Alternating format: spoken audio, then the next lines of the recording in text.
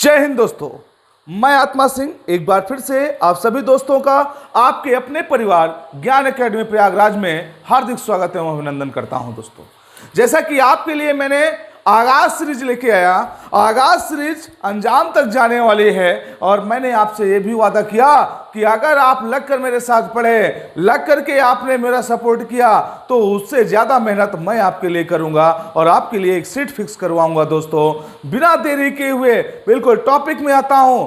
मैंने आपको अधिगम पढ़ाया था, अधिगम की परिभाषाओं के विषय में बताया। अधिगम की कुछ परिभाषाएं इंपॉर्टेंट छूट गई थी, उसको आज बता देता हूं। आप लोग देखिएगा, जैसे यहां पर पावलोव महोदय लिखे हैं। पावलोव जो है उनके विषय में मैं आपको बताने वाला हूं। देखिएगा, पावलोव महोदय ने कहा अनुकूलित अनुक्रिया, अनुकूलित अनुक्रिया के परिणाम स्वरूप आदत का निर्माण ही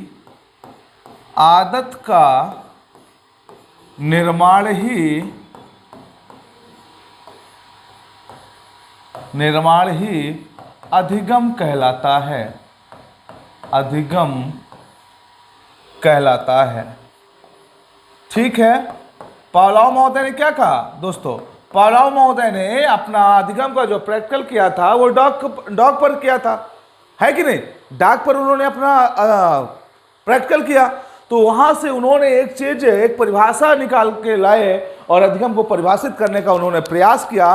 क्या कि अनुकूलित अनुक्रिया के परिणाम स्वरूप, ध्यान दीजिएगा, अनुकूलित, समय के साथ अनुकूलन बहुत जरूरी है। अगर वहां पर अनुक्रिया करने वाला बिल्कुल नॉर्मल कंडीशन में है तो निश्चित रूप से उसके परिणाम स्वरूप जो उसका आदत का फॉर्मेशन होगा, निर्माण होगा, उसी को आप अधिगम कहेंगे। ये पावलोव का परिभाषा है अधिगम के लिए। तो दोस्तों, मैंने स्किनर की परिभाषा बताया, वुडवर्थ की परिभाषा बताया, क्रो एंड क्रो साहब की आपको परिभाषा बताया, पावलोव साहब की बताया। ये कुछ इंपॉर्टेंट साइकोलॉजिस्ट हैं जो अधिगम यूनिट के अंदर बहुत जरूरी है आपको जानना। ठीक है, आप लोग इनको एक बार अच्छे से रीड कर लीजिएगा, पढ़ लीजिएगा। अगर जहां पर भी समस्या आए उसको आप मुझे जरूर अवगत कराइएगा और निश्चित रूप से मैं आपकी उसमें मदद करूंगा। ठीक है, तो ये हो गया अधिगम की परिभाषाएं। अब इसके बाद, अधिगम की परिभाषाओं के बाद, मैं आपके साथ चर्चा करने वाला हूं अधिगम की विशेषताओं पर। किस पर? अधिगम की विशेषताओं पर आपसे चर्चा करने वाला हूं। ठीक है दोस्तों, किस पर करने वाला हूं? अधिगम की विशेषताओं पर। हेडिंग डालेंगे आप, अधिगम की विशेषताएं। अधिगम की विशेषताएं, अधिगम की विशेषताएं हेडिंग डाल लीजिएगा। ठीक है, अधिगम की विशेषताएं हेडिंग डालिए और उसके बाद पहला लिखिएगा। पहला, अधिगम की विशेषता में पहला पॉइंट नोट करें, सीखना व्यवहार में परिवर्तन है। मोस्ट इंपॉर्टेंट, सीखना व्यवहार में परिवर्तन है। दोस्तों, सीखना व्यवहार में क्या है? परिवर्तन है। चलो एक्सप्लेन कर देते हैं थोड़ा सा, आप लोगों को बोरिंग नहीं लगेगा, आप समझिएगा।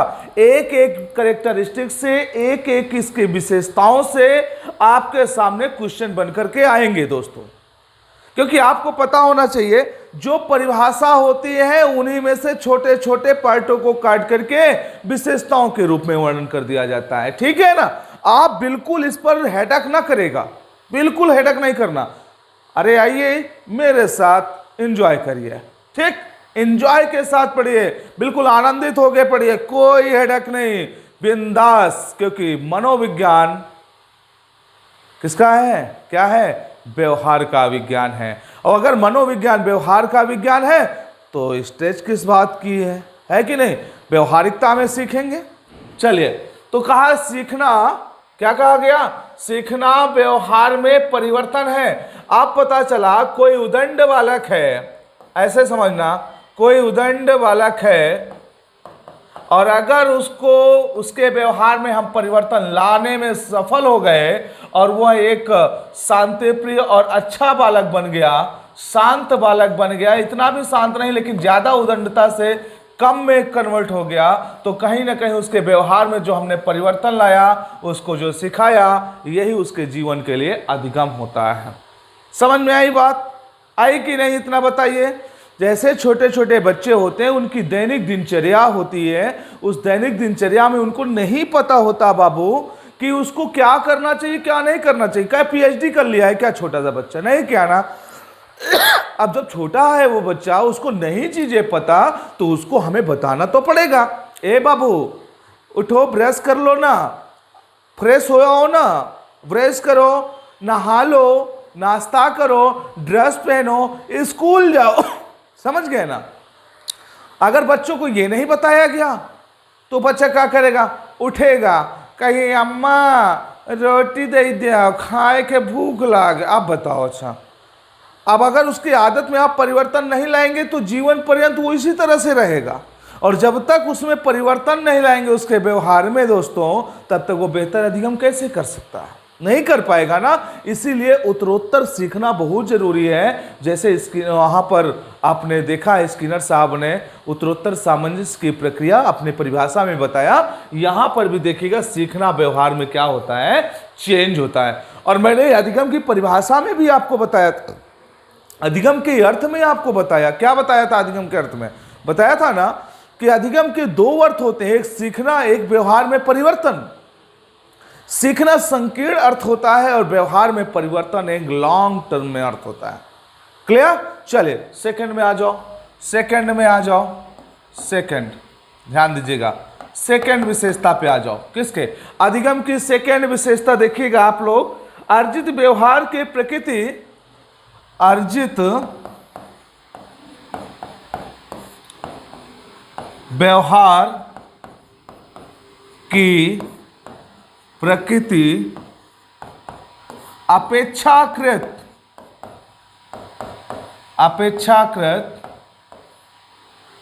स्थायी होती है। कैसी होती है? स्थायी होती है। आप देखो यहां पर अर्जित व्यवहार मतलब जो अपने समाज से सीखता है दोस्तों, ध्यान दीजिएगा, जो अपने समाज से, अपने परिवार से, अपने पास पड़ोस से जो भी वो सीखता है, और उसको सीखने के बाद उसकी जो प्रकृति होती है, जो उसका बच्चे का नेचर होता है, बताया गया अपेक्षाकृत, मतलब ऐसा कहा जा सकता है कि वो क्या होता है? स्थायी होता है। अर्जित व्यवहार, जैसे मान लीजिए कोई बच्चा, छोटा सा बालक है, उस बालक के द्वारा उसके परिवार में या उसके परिवार में सभ्य लोग रहते हैं, तो निश्चित रूप से आप जानते भी होंगे कि जो नौनिहाल होते हैं, छोटे बच्चे होते हैं, वो अपने बड़े बुजुर्गों, अपने से अधिक योग्य लोगों को देख करके सीखते हैं, देख करके सीखते हैं, है ना? वॉच एंड लर्न, समझिए, देखेंगे और सीखेंगे। अगर ऐसा होता है तो यहां पर आप अगर समाज में है, वातावरण में है, वातावरण ऐसा उनके लिए मेंटेन कर रखा है, अगर क्रिएटिव वहां पर वातावरण है, तो निश्चित रूप से बच्चे उसी वातावरण को देख देख करके आगे बढ़ते जाएंगे, बढ़ते जाएंगे, बढ़ते जाएंगे। इसीलिए धरती पर प्रत्येक माँ बाप का कर्तव्य है, प्रत्येक फैमिली के सदस्य का कर्तव्य है कि अपने बच्चे के लिए बेहतर से बेहतर इन्वायरमेंट बनाए, क्योंकि अभी अभी आपने विशेषता में पढ़ा क्या? अर्जित व्यवहार की प्रकृति अपेक्षाकृत स्थायी होती है। और अगर इसमें अगर इसमें आपने पाया आपके परिवार के लोग अच्छे नहीं हैं, भाई अब पहले छोटे बच्चे को थोड़ी ना पता मेरे परिवार के लोग अच्छे हैं कि नहीं अच्छे हैं, है ना? दूसरे लोगों को पता है। अब पता है आपके परिवार के लोग ऐसे हैं, ना किसी का मान कर रहे हैं, ना किसी का सम्मान कर रहे हैं, ना किसी की कोई बात मानने वाला है, धीरे धीरे आपकी भी जो प्रकृति होगी ना, उन्हीं लोगों की तरह ढलती जाएगी दोस्तों, उन्हीं की तरह ढलती जाएगी, और आपका जो अधिगम होगा उसी के अकॉर्डिंग हो जाएगा। इसीलिए हाथ जोड़कर निवेदन है, आप अपने आसपास अपने परिवार का जो माहौल है, वातावरण है, अपने लिए नहीं, अपने बच्चों के लिए, अपने परिवार के सुख समृद्धि के लिए, उनके विस्तार के लिए, उनके विकास के लिए आप इतना जरूर करें, अपने आसपास के क्षेत्र का माहौल बहुत अच्छा बना के रखें। भाई अगर सोचिए, बच्चा आपको देखकर रीड करेगा, आपको देख करके सीखेगा, आपकी लैंग्वेज सीखेगा, आपके अकॉर्डिंग चलेगा, तो यहां से ये बिल्कुल श्योर हो जाता है कि वो अर्जित कर रहा है आपसे। कोई डाउट? अगर कोई डाउट नहीं है तो थम्स अप करिएगा दोस्तों, थम्स अप जरूर करिएगा, बिल्कुल। चलिए नेक्स्ट में आ जाता हूं, तीसरी में।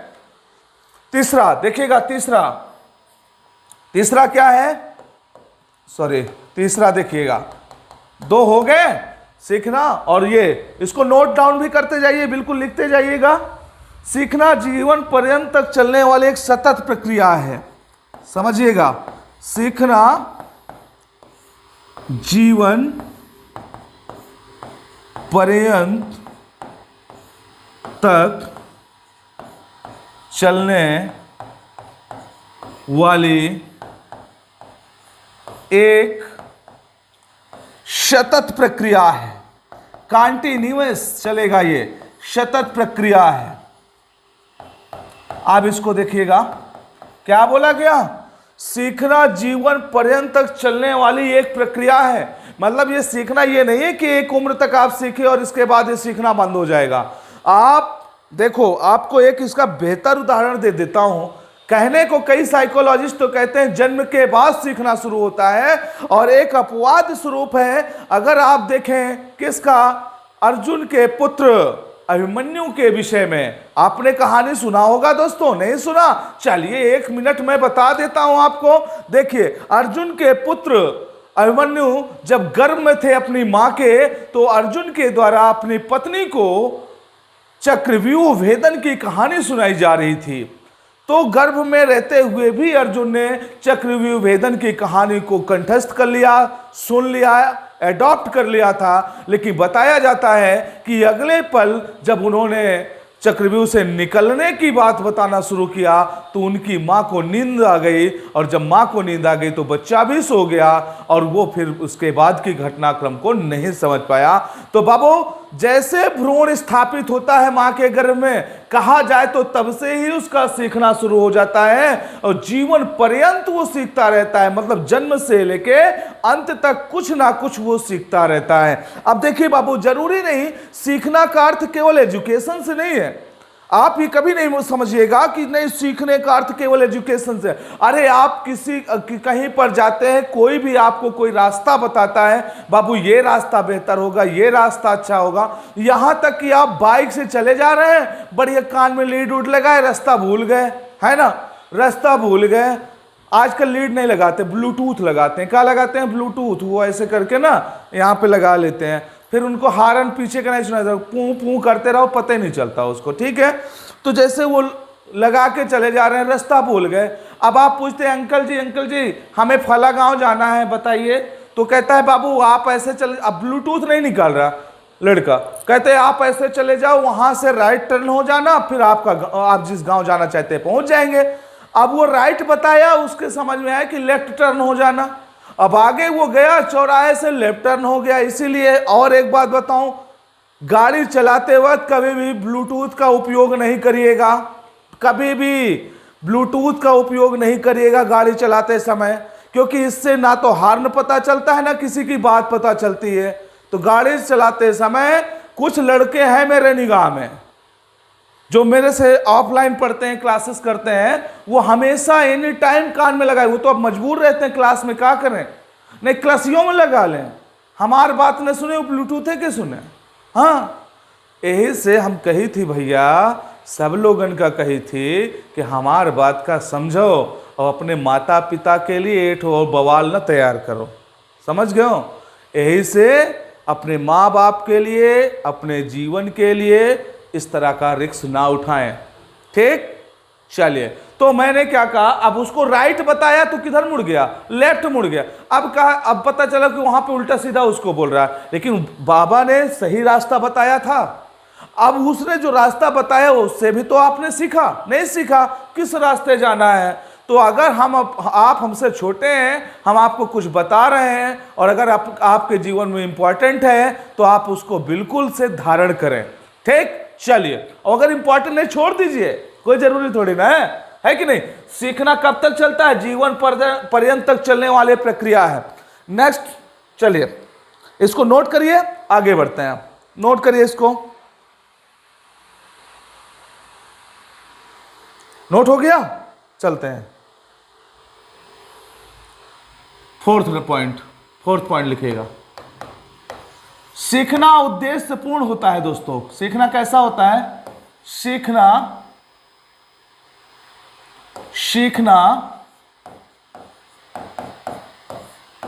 उद्देश्य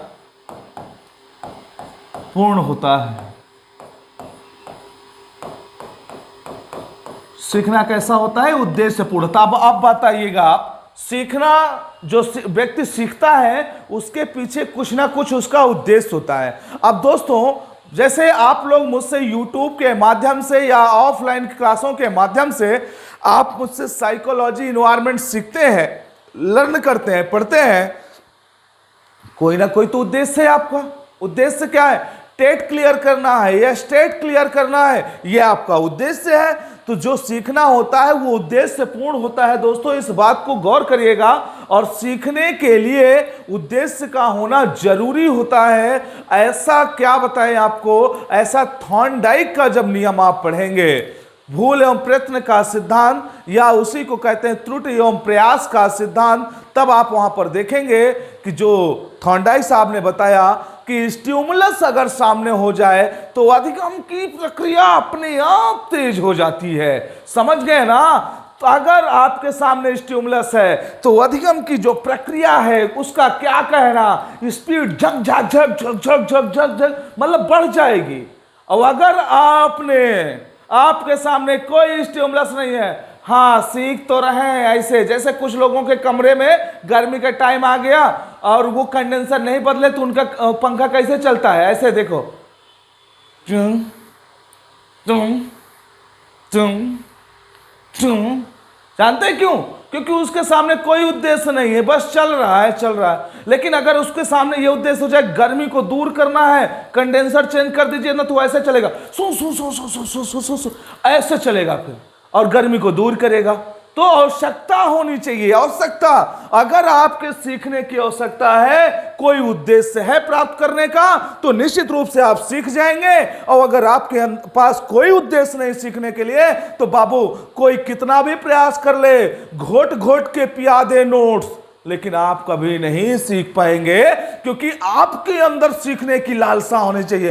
अरे मुझे क्या मिल जाए, कैसे मिल जाए, मैं सीख लूं इसको, तभी आप सीख पाएंगे। तो सीखना क्या होता है? उद्देश्य पूर्ण होता है। आगे आ जाओ, नेक्स्ट पॉइंट। सीखना एक सार्वभौमिक प्रक्रिया है। 5वां पॉइंट, सीखना क्या है? सीखना एक सार्वभौमिक प्रक्रिया है। सीखना एक सार्वभौमिक प्रक्रिया है। सार्वभौमिक प्रक्रिया है। दोस्तों समझिएगा, सीखना क्या है? एक सार्वभौमिक प्रक्रिया है। सार्वभौमिक का मतलब पूरे पृथ्वी में सभी प्राणियों में चलता है। समस्त पृथ्वी के अंदर सभी प्राणियों में सीखना होता है। समस्त पृथ्वी में सभी प्राणियों में सीखने की प्रक्रिया चलती है। ध्यान दीजिएगा, सार्वभौमिक से परेशान नहीं होना, यह हमेशा पॉजिटिव वर्ड होता है। सीखना एक सार्वभौमिक प्रक्रिया, समस्त पृथ्वी पर सभी प्राणियों में सीखने की प्रक्रिया चलती है। कहीं पर भी कोई भी प्राणी हो वहां पर सीखेगा जरूर दोस्तों। तो ध्यान दीजिए, ये आपके 5 पॉइंट्स हो गए। 6ठे पॉइंट पे आता हूं, देखिएगा 6ठा पॉइंट आपका 6th पॉइंट पे आ जाता हूं। ध्यान दीजिए, इसको थोड़ा सा लिख लीजिए, मैं हटाने वाला हूं, थोड़ा हटा देता हूं ना, ज्यादा बड़ा हो गया ना, हटा दूं। चलिए आ जाओ मेरे दोस्तों, मेरे प्यारे प्यारे बच्चे, आ जाओ। देखिए अगला पॉइंट क्या कहता है? सीखना वातावरण एवं क्रियाशीलता की उपज है। सीखना वातावरण वातावरण व क्रियाशीलता की उपज है, क्रियाशीलता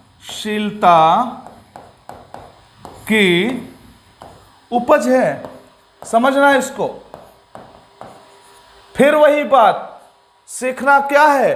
वातावरण। इसको ध्यान दीजिएगा। और आपकी क्रियाशीलता पर डिपेंड करता है सीखना। आप कितने उत्साहित हैं सीखने के लिए, यही आपकी क्रियाशीलता है। और आपका वातावरण कैसा है सीखने के लिए, ये इंपॉर्टेंसी रखता है। तो ध्यान रखें दोस्तों, सीखने के लिए ये बहुत जरूरी है। वातावरण कैसा है, वातावरण आपके क्षेत्र का कैसा है, जहां पर आपको सीखना है, जहां पर आपको अधिगम करना है। और क्रिया करने के लिए क्या आप तत्पर हैं? अगर हैं तो थम्स अप करिए। अगर सीखने के लिए आप क्रियाशील हैं तो कमेंट बॉक्स पर थम्स अप करिए, लाइक करिए, शेयर करिए। और अगर दोस्त नए हैं अगर चैनल के अंदर तो सब्सक्राइब करिए, क्योंकि जब सब्सक्राइब करेंगे ना तभी आपके मोबाइल फोन पर नोटिफिकेशन जाएगा जब नया वीडियो आएगा। क्योंकि पर डे कम से कम 2 से 3 वीडियो आप तक पहुंचेंगे और टेट और सुपर टेट की बेहतरीन तैयारी होगी आपके। तो बिना देरी किए हुए दोस्त सब्सक्राइब कर लीजिए आप, ठीक है। और ज्यादा से ज्यादा अपने दोस्तों तक भी शेयर कर दीजिए, क्योंकि बेनिफिट आप भी उठाइए, आपके दोस्त भी उठाएं। और अगर जहां पर समझ में ना आए उसको कमेंट बॉक्स पे छोड़ें। हम तो आपको फुल इजाजत देते हैं, कमेंट बॉक्स पे आप छोड़िए। अगर जो चीज आपके समझ में नहीं आती हम उसमें जरूर सुधार करने का प्रयास करेंगे, क्योंकि ये चैनल आपको डेडिकेटेड है। अगर आप सफल हुए तो हमारा चैनल सफल हुआ, अगर आप नहीं सफल हुए तो चैनल चलाने का मेरा कोई मतलब नहीं निकलेगा। केवल आपके लिए ये चैनल मैं चला रखा हूं, बस आपके लिए। क्यों? आप लोगों को मैं सफल होता देखना चाहता हूं, क्योंकि मैं ऑफलाइन क्लासें भी लेता हूं। ऑफलाइन क्लासों में बच्चों से जब मिलता हूं, उनके दर्द को समझता हूं, उनके दर्द से अवगत होता हूं। सही बता दूं, अब कसम खा के कह सकता हूं, आंखों में आंसू आ जाते हैं जब उनकी बातों को सुनो कि मेरे मम्मी पापा कैसे क्या करते हैं और कैसे हम लोगों को पढ़ाते हैं। सर हम इलाहाबाद में अब सर्वाइव नहीं कर पाते ना, दिल द्रवित हो जाता है। मैं तो यहां तक कहा कि अगर जो बच्चा रियलिटी में गरीब है वो मेरे पास आए, उसे मैं फ्री ऑफ कास्ट पढ़ाऊंगा। अगर वो ऑफलाइन पढ़ना चाहता है, बस रियलिटी में अगर उसको सर्वाइव नहीं कर पा रहा तो उसके लिए मैं आपको GR पैलेस प्रीतम नगर धूमनगंज प्रयागराज के अंतर्गत जो ये GR पैलेस है, यहां पर मेरी ऑफलाइन क्लासेस चलती हैं। अगर आप रियलिटी में गरीब हैं, क्योंकि पता है ना, कहावत सुनो ना, बिलारिन के भैंस नहीं लागती है। अब अगर नए कोई टीचर आएंगे पढ़ाने, में तो 2 सब्जेक्ट पढ़ा देता हूं, तो कोई दूसरे टीचर्स हमारे जो हैं वो पढ़ाएंगे तो उनको कुछ ना कुछ तो पेड करना पड़ता है। तो मैं आपको इतना जरूर कह सकता हूं आपको नॉर्मल से नॉर्मल फीस पर बस उनका खर्च भर निकल जाए। और अगर बहुत आप गरीब है तो उसको मैं आप खुद सर्वाइव कर लूंगा बाबू। लेकिन हाँ, पहले मैं तहकीकात जरूर करूंगा कि आप हैं कि नहीं। झूठ मूठ का कह दो सर जी हम गरीब है, नमाओ गरीब है, ताकि नमा नम, ये तो हमारे साथ धोखा हो ना। फिर चलो आगे आ जाओ। सीखना वातावरण व क्रियाशीलता की क्या है दोस्तों? उपज है। चलिए 1-2 पॉइंट और नोट कर लीजिए। 7वां पॉइंट आ जाइए, 7वें पॉइंट पे आ जाइए। 7वां पॉइंट दोस्त क्या कहता है देखिएगा। 7वां पॉइंट आप नोट कर लीजिए, लिखेंगे सीखना समायोजन में सहायक है। मोस्ट इंपॉर्टेंट, सीखना समायोजन में सहायक है, बहुत इंपॉर्टेंट है बाबू। समायोजन एक अलग टॉपिक है एडजस्टमेंट का एक अलग टॉपिक है, समायोजन और कुसमायोजन। सीखना समायोजन, क्या लिखा आपने? सीखना समायोजन में सहायक है, ठीक है। सीखना समायोजन में क्या है? सहायक है। अब देखिए, अगर आप पढ़े लिखे सक्षम हैं, आप सीखे हुए किसी चीज को, तो विभिन्न परिस्थितियों में आप अपने आप को एडजस्ट कर पाएंगे। अगर विभिन्न परिस्थितियों में आप अपने आप को एडजस्ट कर पाए, वही तो आपकी लर्निंग पावर है, वही तो आपका सीखना है। समझ रहे हो ना? अगर आप अपने आप को किसी भी माहौल में ढालने की क्षमता रखते हैं, तो वही तो लिखा है सीखना समायोजन में सहायक है, तो वो आपका अधिगम कहलाएगा दोस्तों, ठीक है। चलिए 8वां पॉइंट पे आ जाते हैं। 8वें पॉइंट पे आ जाते हैं दोस्त। देखिएगा दोस्तों 8वें पॉइंट पे, 8वां पॉइंट आपका क्या कहता है? सीखना व्यक्तित्व के सर्वांगीण विकास में सहायक होता है। सीखना व्यक्तित्व के सर्वांगीण विकास में सहायक होता है। विकास में सहायक होता है। समझना इसको, कितना इंपॉर्टेंट है, समझ लीजिएगा। सीखना व्यक्तित्व के सर्वांगीण विकास में सहायक होता है। अब देखिए, सीखना किसके? व्यक्तित्व। समझना इसको, व्यक्तित्व, पर्सनालिटी। अगर आप सीखेंगे तो पर्सनालिटी के सर्वांगीण विकास में सहायक होता है, मतलब चतुर्मुखी आपका विकास होगा। अगर आप सीखेंगे तो आपका चतुर्मुखी विकास होगा, सार्वभौमिक विकास होगा। और जो कि हमारे चाहे आरटी 2009 हो, एनसीएफ 2005 हो, एनईपी 2020 हो या एनसीएफ 2022 हो, सबका यही टारगेट है, यही उद्देश्य है कि बच्चों का सर्वांगीण विकास किया जाए, बच्चे का सर्वांगीण, उसके व्यक्तित्व का सर्वांगीण विकास किया जाए दोस्तों। तो ये रहा 8वां पॉइंट, सीखना व्यक्तित्व के सर्वांगीण विकास में सहायक होता है। ठीक है, इसको अपना नोट डाउन कर लीजिएगा, आप लोग नोट जरूर करते जाइएगा। अब इसको छोड़िएगा नहीं, क्योंकि नोट करेंगे यहां से प्रत्येक से एक एक ये क्वेश्चन है। मान लीजिए यहां जैसे आपके सामने एक ऑप्शन दे दिया है, वहां पर ये दे दिया, सीखना एक सार्वभौमिक प्रक्रिया है। क्या ये सत्य है, असत्य है, या दोनों है? ऐसे करके दे दिया, या दे दिया सीखना एक सार्वभौमिक प्रक्रिया है। सहमत है, असहमत है, नगण्य है, क्या है ना? तो इस तरह से भी समझिएगा। और इसको देख करके पूछेगा क्या यह अधिगम को परिभाषित करता है? तो जी हाँ, बिल्कुल परिभाषित करता है। तो प्रत्येक एक दूसरे, मतलब प्रत्येक पॉइंट अपने आप में एक क्वेश्चन होता है दोस्त। ठीक है, तो यहां तक कि आपकी मेरी बात हो गई। इसके बाद आज के लिए यहीं तक, फिर नेक्स्ट क्लास में आपके साथ मुलाकात मेरी होती है फुल एनर्जी के साथ, और आप पूरे डेडिकेशन के साथ पढ़िए। मैं आपको बता दूं, साइकोलॉजी में और बड़े वीडियो बना सकता हूं मैं, इसलिए बड़े वीडियो नहीं बनाता। मैं सोच रहा था कि आपके दिमाग में चल ना रहा हो, क्योंकि बड़े में आपको बड़ा बोरिंग लगता है। ठीक, तो मैं एक छोटे छोटे स्टेप में बना रहा हूं, एक चीज को एक ही पार्ट में रखता हूं, बहुत ज्यादा लेंदी नहीं कि आप पढ़ना तो चाहते हैं लेकिन पढ़ नहीं पाते। इसको आसानी से आप पढ़ लेंगे, नोट कर लेंगे दोस्त। ठीक है, चलिए आज के लिए इतना ही दोस्त। इसके बाद फिर मैं आता हूं, आपके साथ मिलता हूं, आपके लिए कुछ नया लेके आता हूं। तब तक के लिए दोस्तों पढ़ते रहिए, लिखते रहिए, मुस्कुराते रहिए। तब तक के लिए दोस्तों जय हिंद, जय भारत, गुड बाय।